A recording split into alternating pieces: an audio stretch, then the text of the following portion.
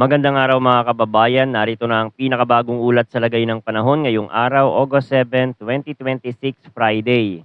Tuluyan ng humina si Bagyong Maymay at isa na lamang itong low pressure area na kumikilos sa silangang bahagi ng Northern Luzon. Kasabay nito ang patuloy na paglapit ni Typhoon Dolphin na siyang humihila sa habagat papasok sa kalupaan ng bansa. Para naman lagi kang updated sa lagay ng panahon, i-click mo lang ang subscribe button. Ngayong umaga ang low pressure area na dating si Maymay ay tinatayang nasa layong 565 kilometers east of Etiague, Isabela. Kasabay nito ang southwest monsoon o habagat ay patuloy na nakakaapekto sa central at southern Luzon, pati na rin sa western section ng Visayas. Kaya kahit humina na ang dating bagyo, nananatili pa rin ang malawak na banta ng ulan dahil aktibo ang habagat sa malaking bahagi ng bansa. Sa labas ng Philippine Area of Responsibility, patuloy ding binabantayan si Typhoon Dolphin. Ngayong umaga, ang sentro nito ay nasa layong 1,095 kilometers northeast ng extreme northern Luzon. Taglay nito ang maximum sustained winds na 140 kilometers per hour malapit sa sentro, gustiness hanggang 170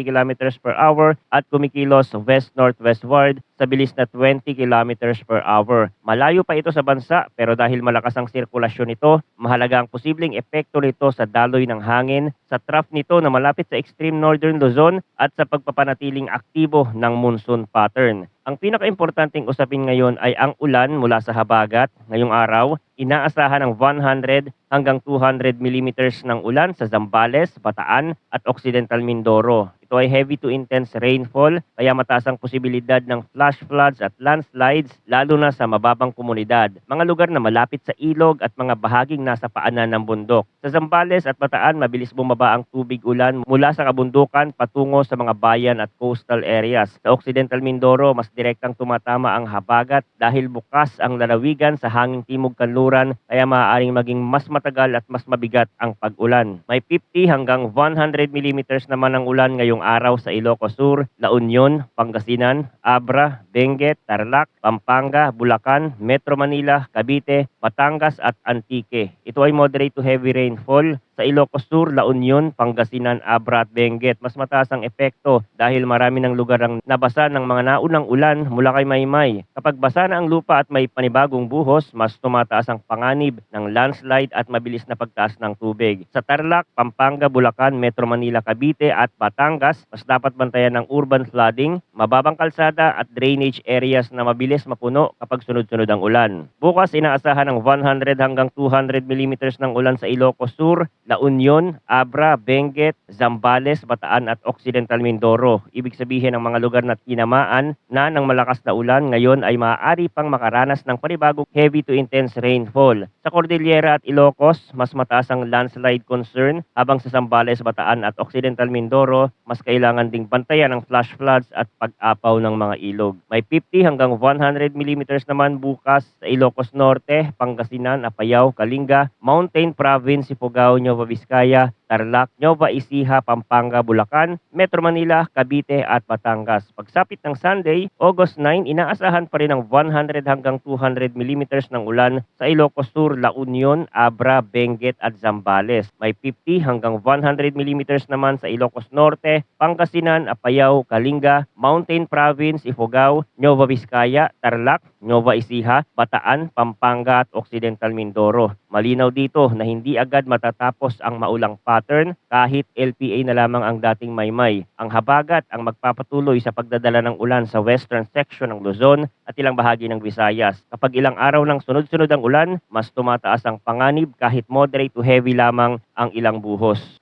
Sa forecast weather conditions, pinakamatindi ang kondisyon sa Occidental Mindoro dahil monsoon rains ang inaasahan dulot ng southwest monsoon. Ang mga ulan dito ay maaaring moderate to heavy with at times intense. Hindi ito simpleng panandali ang buhos lamang. Maaaring magkaroon ng ilang oras na tuloy-tuloy ang ulan pagkatapos ay hihina sandali pero babalik muli kapag may panibagong monsoon band. Dahil dito, posible ang flash floods at landslide lalo na sa mga lugar na malapit sa bundok, ilog at baybayin. Para sa Metro Manila, Pangasinan, La Union, Benguet, Zambales, Bataan, Tarlac, Pampanga, Bulacan, Rizal, Cavite, Batangas, Laguna at Antique, ang forecast ay occasional rains dahil sa southwest monsoon. Ang ganitong ulan ay pabalik-balik, may mga oras na mahina o tila huminto, pero maaari ulit lumakas kapag may monsoon band na dumaan. Sa Benguet, La Union, Pangasinan, Zambales at Bataan, mas mabigat ang concern dahil kabilang sila sa mga lugar na mas mataas na rainfall outlook. Sa Batanes at Babuyan Island, inaasahan ng cloudy skies with scattered rains and thunderstorm dahil sa trough ni Typhoon Dolphin. Hindi man direktang nasa ibabaw ng extreme northern Luzon ang sentro ni Dolphin, ang trough nito ay maaaring magdala ng makapal na ulap, thunderstorm at moderate to at times heavy rains. Para sa natitirang bahagi ng Luzon, Western Visayas, ang forecast ay cloudy skies with scattered rains and thunderstorm dahil sa southwest monsoon. Mas malawak ang tsansa ng ulan kumpara sa simpleng localized thunderstorm. Maaaring maulap sa malaking bahagi ng araw, kasunod ang mga pag-ulang pabalik-balik. Ang ulan ay maaaring moderate to at times heavy, kaya posible pa rin ang flash floods at landslide, lalo na sa mga lugar na sensitibo na dahil sa naunang pag-ulan. Sumako tayo ngayon sa hangin at kondisyon ng karagatan. Para sa extreme northern Luzon, inaasahan ng moderate to strong na hangin mula northwest to west. Ang coastal waters ay moderate to rough na may taas ng alon mula 2.5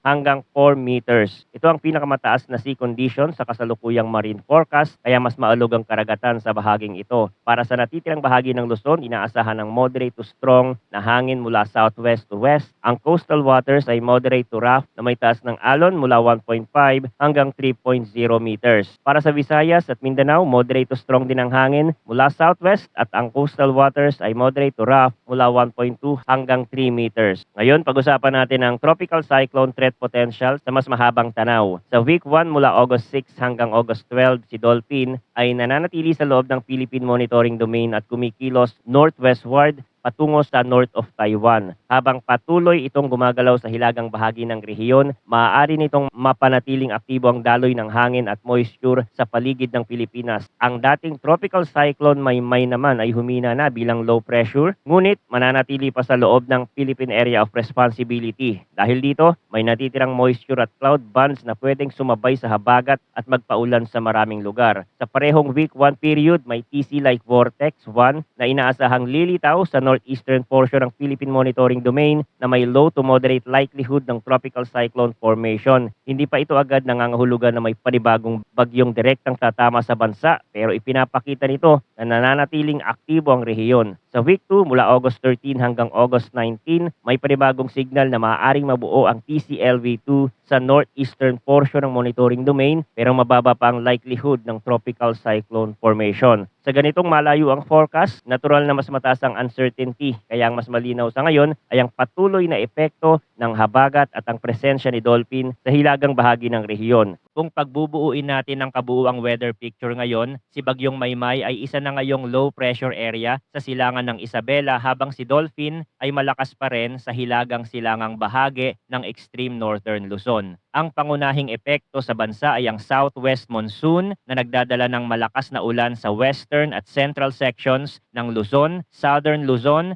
occidental Mindoro at Western Visayas. Occidental Mindoro ang may monsoon rains at pinakamalakas na kondisyon sa forecast weather, habang Metro Manila, La Union, Benguet, Zambales, Bataan, Tarlac, Pampanga, Bulacan, Rizal, Cavite, Batangas, Laguna at Antique ay may occasional rains. Batanes at Babuyan Islands naman ay apektado ng trough ni Dolphin. Ito ang malinaw na buod ng pinakamahalagang punto. Ang low pressure area na dating si Maymay ay nasa 565 kilometers east of Etiague, Isabela, habang ang southwest monsoon ay nakaapekto sa central at southern Luzon at western Visayas. Si Typhoon Dolphin ay nasa 1,095 kilometers northeast of extreme northern Luzon, may sustained winds na 140 kilometers per hour, gustiness na 170 kilometers per hour, at kumikilos west-northwestward sa 20 kilometers per hour. Ngayong araw, may heavy to intense rains sa Zambales, Bataan,